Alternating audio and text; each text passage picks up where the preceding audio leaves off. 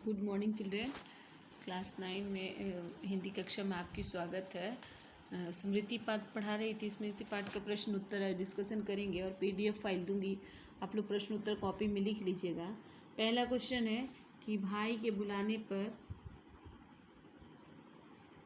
बुलाने पर घर लौटते समय लेखक के मन में किस बात का डर था।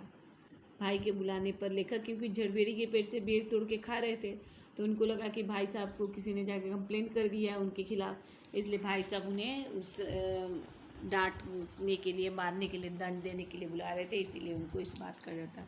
मक्खनपुर पढ़ने जाने वाली बच्चों की टोली रास्ते में पड़ने वाले कुएं में ढेला क्यों फेंकती थी। मक्खनपुर पढ़ने जाने वाली बच्चों की टोली रास्ते में पड़ने वाले कुएं में ढेला फेंकती थी क्योंकि उस कुएं में काला सांप रहता था। कुआं कच्चा था और 36 फीट गहरा था करीब, और उसमें 1-2 महीना पहले बच्चों को पता चला कि उसमें सांप है। उन लोगों ने पहले पत्थर फेंका कुएं की प्रतिध्वनि सुनने के लिए, लेकिन उसमें एक सांप की आवाज़ सुनाई दी। तब से उन लोग का नित्य का क्रम बन गया। आते समय भी ढेला फेंकते थे, जाते समय। सांप ने फुसकार मारी या नहीं, ढेला उसे लगा या नहीं, यह बात अब तक स्मरण नहीं है। यह कथन लेखक के किस मनोदशा का स्पष्ट करता है।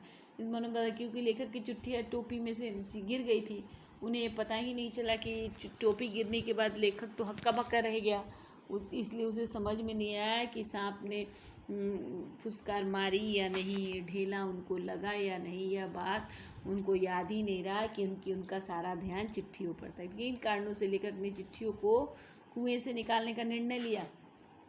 लेखक पहले सोच रहे थे कि झूठ बोल देंगे, लेकिन उस समय तक उनको झूठ बोलना नहीं आता था, और झूठ बोलते तो जिम्मेदारी जो उनकी रिस्पॉन्सिबिलिटी दी गई थी उससे वो हट जाते, इसलिए, और सच बोलते तो घर में जाके पिटाई मिलती, इसलिए इन्हीं सब कारणों से चिट्ठियों को कुएं से निकालने का निर्णय। सांप का ध्यान बटाने के लिए लेखक ने क्या किया, युक्तियाँ अपनाई। सांप का ध्यान हटाने के लिए लेखक ने कुएं दूसरी तरफ डंडा चलाया, मिट्टी फेंका, सांप का ध्यान आकर्षित करने के लिए डंडा से चिट्ठी खींचना चाहे, इस प्रकार अनेक प्रकार के उपाय किए। कुएं में उतरकर चिट्ठियों को निकालने संबंधी साहसिक वर्णन कैसे करके लेखक कुएं से धोती बांध दिया, धोती बांध से कुएं में उतर के वो कैसे चिट्ठियों को निकाला, इसका वर्णन आगे प्रश्न उत्तर में मैं दे दी हूँ। इस पाठ को पढ़ने के बाद किन किन बाल सुलभ शरारतों के विषय में पता, इन पाठ को पढ़ने के बाद हमें पता चलता है बच्चे जो हैं स्वभाव से नटखट होते हैं, आम तोड़ना, दूसरे के जानवरों को मारना, झरबेरी के पेड़ से बेर तोड़ना, कोई भी जानवर हो रास्ते में उसको परेशान करना, कोई अगर परेशान करने से चिल्लाते तो और ज़्यादा परेशान करना, इस तरह की बाल सुलभ शरारतों के बारे में। मनुष्य का अनुमान और भावी योजनाएं कभी कभी कितनी मिथ्या उल्टी निकलती आशा।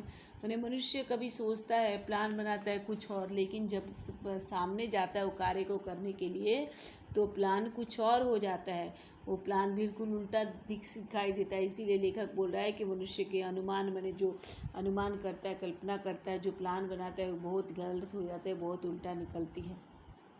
फल तो किसी दूसरे शक्ति पर निर्भर है। पाठ के संदर्भ कहने का मतलब कि वो तो चला गया था सांप को मारने के लिए, सांप को मारा या मर जाना, ये बात है। तो बोला कि आदमी कर्म करता है, कर्म खुद करता है, लेकिन कर्म का जो फल है दूसरे शक्ति, कर्म करना हमारे वश में है, फल प्राप्त करना हमारे वश में नहीं है, इसलिए बोला कि फल तो दूसरे शक्ति पर निर्भर है।